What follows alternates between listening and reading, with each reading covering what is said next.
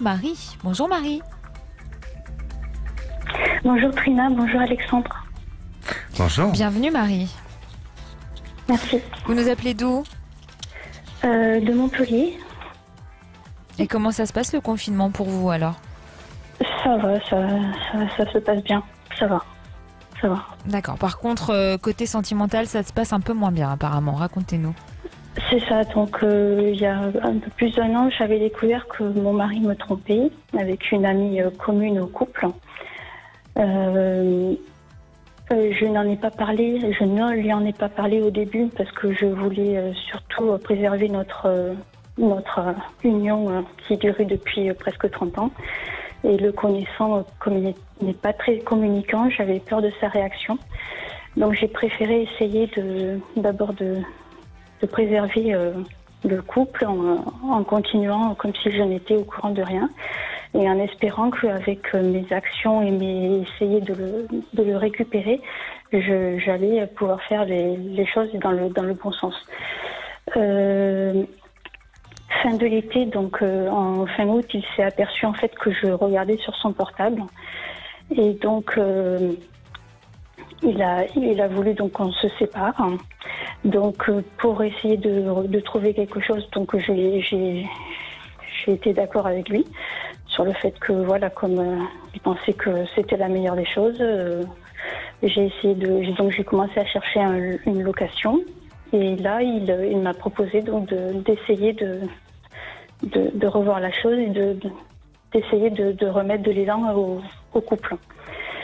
Donc depuis septembre, donc on a fait énormément d'efforts autant d'un côté que de l'autre. Il a arrêté de voir cette personne.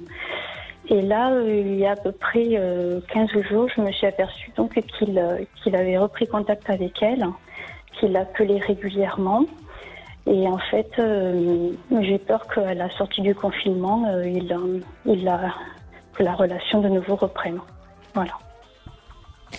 D'accord. Donc, quand il avait voulu que vous vous sépariez, c'était parce que vous aviez fouillé dans son portable? En fait, il n'a pas apprécié la chose? Voilà, c'est ça, il n'a pas apprécié que le fait que je le surveille. Et pour lui, la confiance était rompue. Donc j'ai essayé d'avoir des explications par rapport à sa relation et donc il ne m'a rien dit. Il a dit que c'était rien, que je me faisais des idées et que donc il valait mieux arrêter là voilà. Mais bon, pour moi, on était un couple uni. On avait les mêmes valeurs. Il continuait à faire des projets, à être tendre et tout ça. Donc, je vous avoue que d'abord, ça a été une grosse descente aux enfers parce que donc j'ai été vraiment surprise par rapport quand j'ai découvert ça. Et puis même par rapport à ses valeurs, je ne pensais pas qu'il puisse faire ça. Ou du moins, s'il le faisait, il aurait rompu avec moi. Alors que là, c'était pas du tout le cas. Il continuait à être tendre, comme si de rien n'était. Donc j'ai pas trop j'allais vous compris. poser la question. Il n'y avait aucun changement dans son attitude envers vous? Non. D'accord. Et comment vous avez découvert qu'il communiquait de nouveau avec elle? Vous avez recommencé à regarder dans son téléphone? Non, par rapport à l'opérateur. Ah, vous avez cherché à vous renseigner ou alors c'est en recevant votre facture? Oui, les factures. Savoir. La réception des factures. La réception des factures. Et il le sait que vous êtes au courant? Non, donc je sais pas si je dois oser lui en parler, avec le risque donc de vraiment tout finir, ou est-ce que je me dis que bon, finalement c'est pas si grave s'il n'y a que des communications téléphoniques. D'accord, vous avez peur de le perdre en fait, c'est ça, vous avez peur de le perdre, c'est pour ça que vous ne lui en parlez pas. Et en même temps, voilà, je ne veux plus souffrir comme j'ai souffert autant pendant ces mois passés donc de l'année dernière. Donc pour moi, je veux un amour pur quoi. Je veux pas cette mascarade quoi, finalement. Bien sûr.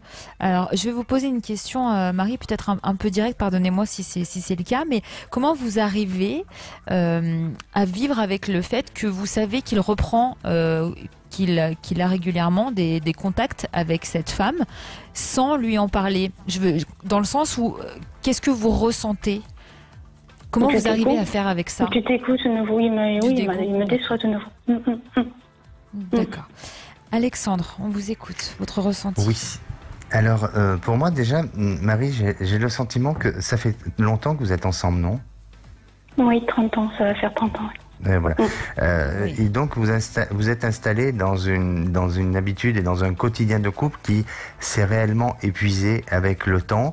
Et on dirait que, et attention, je porte pas de jugement, mais on dirait que on s'ennuie dans votre couple. Comme si chacun avait ses occupations journalières et au quotidien, mais que ça manque, si vous voulez, de redynamiser ce couple et d'aller vers des choses un petit peu qui donnent l'envie de redonner du souffle. Et ça n'est pas lié à vous directement, c'est tous les deux, hein. Mais même si on parle de sentiments, c'est-à-dire qu'aujourd'hui, vous aimez et que il a du mal à vous lâcher et vous avez du mal à le lâcher aussi. Donc ça veut dire que il y a des sentiments entre vous et les racines sont encore là. La seule chose, c'est que c'est comme si vous imaginez un arbre qui est en train progressivement de se déraciner par des coups de bourrasque, vous voyez. Et donc pour moi, aujourd'hui, ce qui est important, peut-être pour redonner un peu de sens à votre relation, c'est de vous redonner des objectifs, alors de projets, de choses comme ça. Comme vous l'avez dit tout à l'heure, il avait des projets et tout s'est arrêté d'un coup. Donc c'est d'aller dans ces projets-là pour repartir. Et peut-être que dans les projets, l'un ou l'autre n'a pas donné assez de dynamique et donc c'est ce qui a fait que le regard s'est posé sur une personne extérieure de votre couple. Maintenant, de ce que je ressens par rapport à cette personne-là et ce lien qu'il a avec cette personne, pour moi, ça reste dans un but uniquement bien sûr, d'un lien téléphonique, enfin de contact ensemble, mais pas dans un but de vouloir reprendre une relation ensemble. Mais juste peut-être un sentiment, et là, la période du confinement nous bouscule un peu à tous, hein, d'un point de vue émotionnel.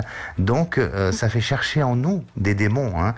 Et on le dit bien qu'à cette période-là, il y a des gens qui ont des montées d'augmentation d'alcool, d'alimentation, de choses comme ça. Donc il y a ce côté démon qui ressort. Et je crois que c'est juste parce qu'on est dans une période de confinement et que là aujourd'hui, il maintient ce contact avec cette personne. N'ayez pas peur de ce lien-là. Par contre, il faut lui dire. C'est-à-dire que votre couple ne doit pas vivre avec des choses cachées ou des secrets. Donc il faut dire les choses pour que tout devienne très transparent et très clair et que ça permet de pouvoir avancer dans l'avenir sur quelque chose de nouveau. Mais redynamisez-moi ce couple, s'il vous plaît, à tous les deux. Redonnez-vous en faisant quoi, un sens. par exemple? Pardon? C'est une très bonne question, Marie. En faisant quoi, par exemple? Là, vous me demandez de devenir le coach. Hein.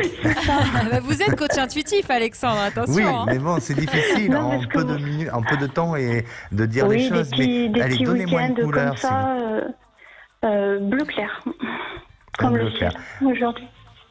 D'accord. Donc déjà, ce que je dirais, la première étape à faire, c'est de communiquer ensemble pour pouvoir mettre à plat des projets ensemble, peut-être déjà d'un voyage. Un voyage permettra...